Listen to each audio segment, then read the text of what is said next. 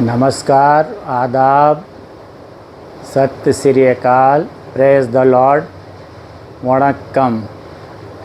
आज हमारे देश का 78वां 78वां आज़ादी का दिन है।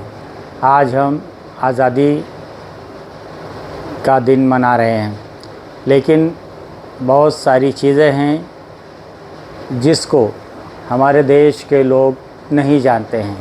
आज़ादी हमको कब मिली, कैसे मिली, किन हालात में मिली, तारीख़ के हवाले से कुछ ज़रूरी चीज़ें हैं, वो मैं आपको बताना चाहता हूँ।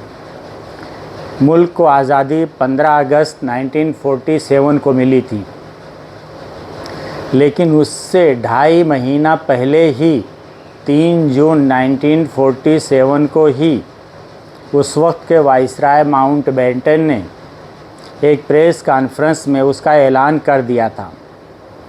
उस प्रेस कॉन्फ्रेंस में हिंदुस्तान के बंटवारे का भी ऐलान हुआ था। 15 अगस्त 1947 को लॉर्ड माउंटबेटन ने अपने दफ्तर में आखिरी दिन काम किया था। इसी दौरान दोपहर के वक्त मुल्क के नामज़द वज़ीर आज़म पंडित जवाहरलाल नेहरू ने उन्हें अपनी कैबिनेट की पहली लिस्ट सौंपी थी।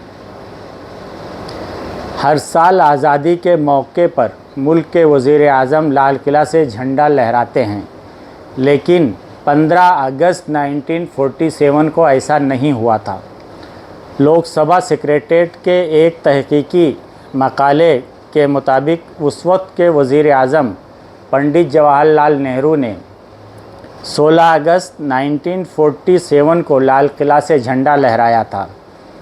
उसके बाद हर साल 15 अगस्त को ही झंडा लहराया जाता है।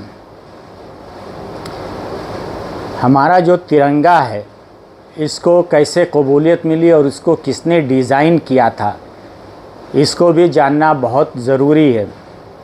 22 जुलाई 1947 को आइन साज असम्बली ने कौमी परचम के तौर पर तिरंगा को बाज़ाब्ता कबूलियत बख्शी थी, लेकिन कौमी परचम के तौर पर उसका बाकायदा इस्तेमाल 16 अगस्त 1947 को हुआ था।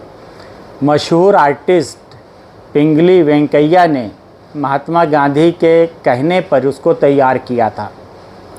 इससे पहले पिंगली वेंकैया ने जो परचम तैयार किया था, बाद में उसे कांग्रेस पार्टी ने अपना झंडा बना लिया था। उसके बाद उसमें तरमीम करनी पड़ी थी, चेंजेस करने पड़े थे। पहले उस परचम में अशोक चक्र की जगह पर चरखा था। कौमी परचम में जो रंग हैं, 3 रंग, उन 3 रंगों का मतलब क्या है, ये भी जानना हमारे लिए बहुत ही ज़रूरी है। तिरंगा वतन अज़ीज़ के अक़दार की नुमाइंदगी करता है। इसमें मौजूद रंगों की कुछ मानवियत है। उसका ऊपरी हिस्सा ज़ाफ़रानी रंग का है, जिससे मुल्क की ताकत, उसकी हिम्मत, उसकी क़ुरबानियों का इजहार होता है। दरमियान में सफ़ेद रंग है, जो अमन व अमान और सच्चाई की अलामत है। परचम का आखिरी हिस्सा सब्ज़ रंग पर मुश्तमिल है, जो वफ़ादारी, रवादारी, ज़रखेज़ी और मुल्क के अज़ाइम का इजहार है। दरमियान में अशोक चक्र है, जिसे कानून का चक्र भी कहा जाता है। उसका मतलब इंसाफ की आलम बरदारी, इस्लाम इंसाफ, उसका मतलब है इंसाफ की आलम बरदारी, यानी इंसाफ और कानून की हुकूमत। आज़ादी की पहली तकरीब जो हुई थी, जो पहला प्रोग्राम हुआ था, उसमें महात्मा गांधी ने शिरकत नहीं की थी। आज़ादी की आधी रात को जब पहली तकरीब हुई, तो उस वक्त जवाहरलाल नेहरू ने कौम से खिताब किया था। उसमें गांधी जी ने शिरकत नहीं की थी।